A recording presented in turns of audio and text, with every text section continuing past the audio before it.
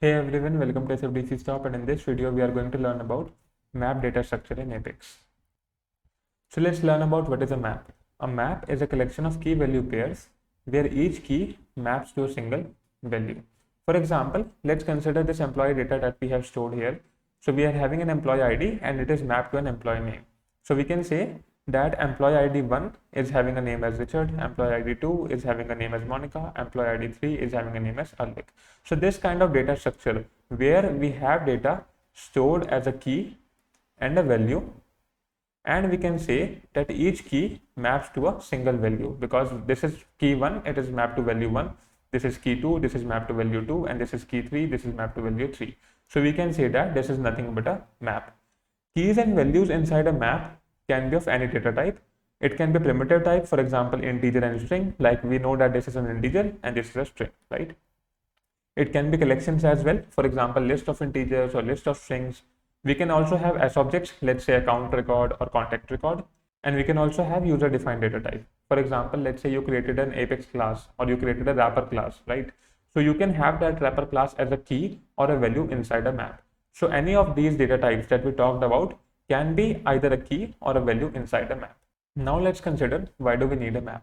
Because we already had a word about list, we already talked about set, so why do we still need a map? Okay, let's consider that you have a restaurant and I'm coming to your restaurant. Okay, so I say that hey, I need a burger. So what you will do, you will have a look at this table. So this is our price table.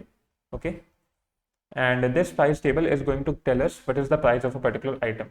So you can say that okay, you need a burger, it is going to cost you rupees 100. Now I'm saying that I need a Coke. So you can say that okay, you need a Coke, it is going to cost you 20. And now let's say I also need a French fries. So you are going to again look at this table and you see that okay, you need a French fries, it is going to cost you 50. So what you are doing basically, you are telling me the value based on the key, because you know this is a key and this is nothing but a value. Okay, so I want the prices and you are telling me the prices based on the key.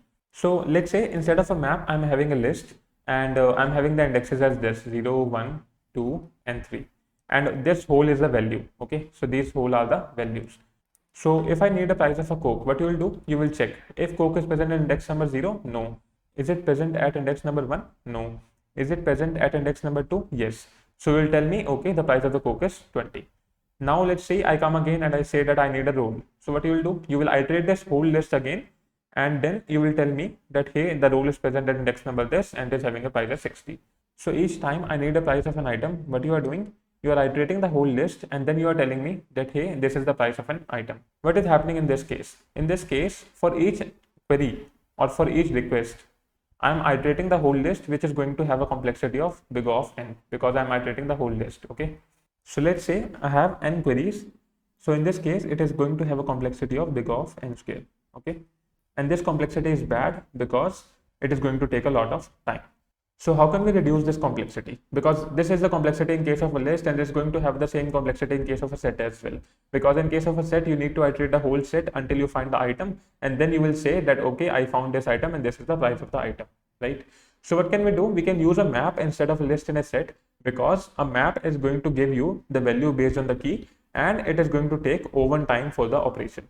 So each operation inside a map is going to take O1 time.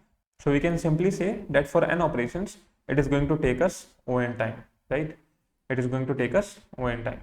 So that's why we need a map, so that we can easily get values based on the key. The only thing that we need to take care of in case of a map is that the keys in a map are unique. Okay, so each key inside a map is unique, because that's how you will get the value based on the key, right? You cannot have two keys which are having the same name, because it will be difficult to understand which one should I take and which one should I skip. So each key inside a map is unique and it is going to give you a particular value. So that's all for this video, everyone. In this video, we learned about a map and why do we need a map. In the next video, we are going to implement a map, and we are also going to learn about some of the basic methods using which we can interact with a map in Apex. I hope you like this video. Let me know your feedback in the comments down below, and I'll see you in the next video. Till then, have a good day. Bye-bye.